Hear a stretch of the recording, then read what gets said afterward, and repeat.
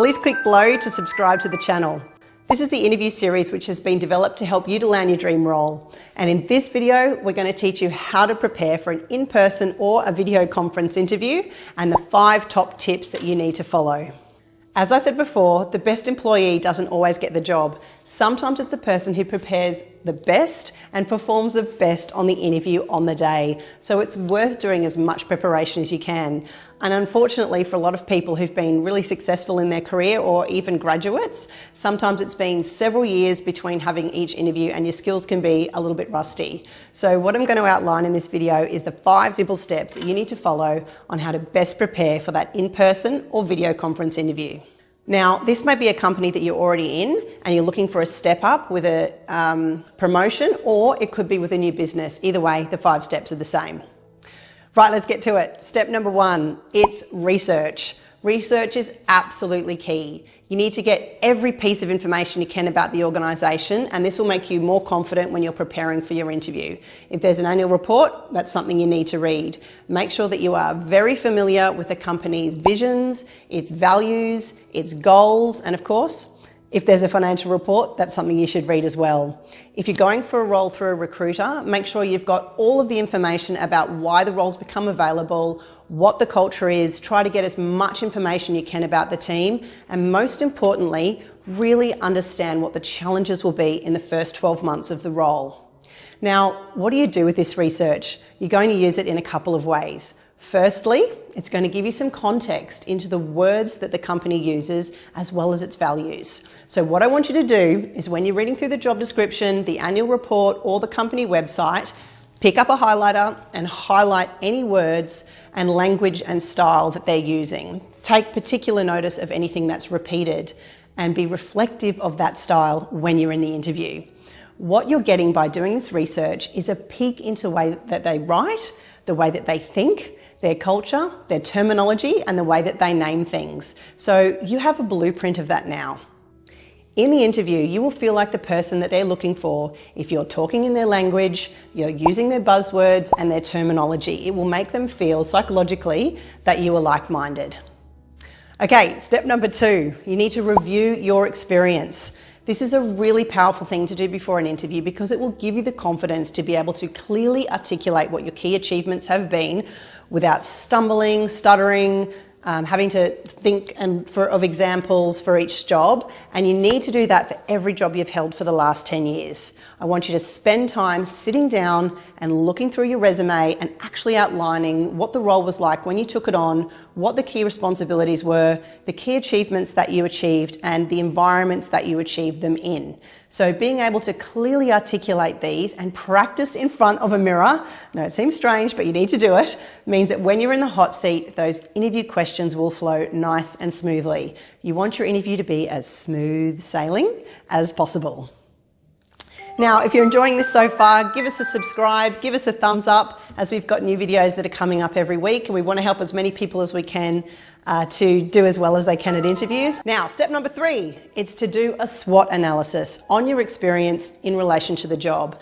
As executives, I'm sure most of you have been able to do that on organisations that you've worked with in the past or projects that you've been involved in, and now's the time to turn that key eye onto yourself. A little bit uncomfortable, but you need to do it. Have a look at the job description and all of the information you've been provided, including the research that you've done in step 1, and understanding what you need to deliver in that first 12 months, and identify your strengths.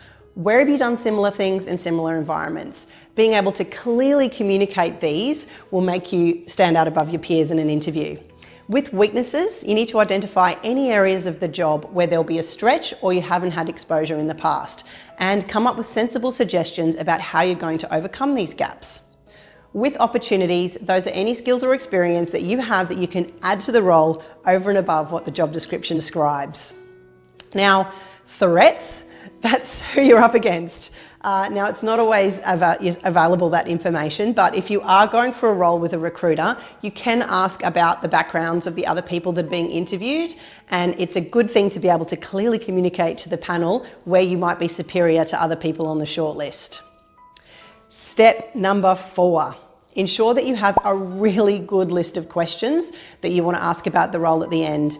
It's important that the interview is a two-way street. If you're going to invest your career in an organisation, you need to have a really good understanding of not just the role, but also the company, what the challenges are, what opportunities there will be for the future, and really, what your investment is going to pay out in terms of dividends for you career-wise. So I'd be asking things around job match. Is it the role going to give you what you like to do and what you're good at? What are your career progression opportunities like? What are the challenges? What does the team look like? What's the staff turnover been in the area that you're going to join? Asking some intelligent questions will ensure that when you get to the end of the interview and you walk out, you've got a really good understanding of whether the job is the right fit for you or not. Now, I'm going to do a whole separate video on this topic alone, and we'll put the link in the video below. Step number 5, be prepared to express your interest in the role. At the end of the interview, if they've answered all the questions that you've had and you feel like you've been able to accurately and well describe your skills and experience, it is okay to actually express some interest in the opportunity. Don't be afraid to tell the interviewer that this is a role that you'd really, really like. Asking for the role is not inappropriate for this in these scenarios, and it actually gives the interviewer a clear understanding of whether or not the role is of interest to you. Sometimes in an interview, it's not just about saying the right thing, it's about the way in which you say the right thing.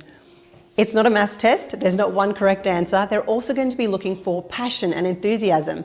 A lot of people think, hey, I showed up to the interview, that's all the enthusiasm I need to show, clearly I want the job. But that's not always the case. You want to say that you're interested in the role and you want to be specific, don't be general. Say something like, I want to be working on this project, I want to be in this industry, your organisation values seem to align with mine, whatever is right and true, obviously. Be specific, be passionate, and show them this is where you want to be and this is what you want to be doing. Demonstrating passion and enthusiasm and coming alive in the interview is really, really important. I've sat on so many panel interviews over the years where the candidate has done an absolute stellar job in the interview. The candidate leaves and the panel members turn to each other and are asking each other questions like, oh, they're so good. Do you think they'll stay? Do you think they'd be interested in this role? Maybe they'll only stay for a few months and then they'll get poached.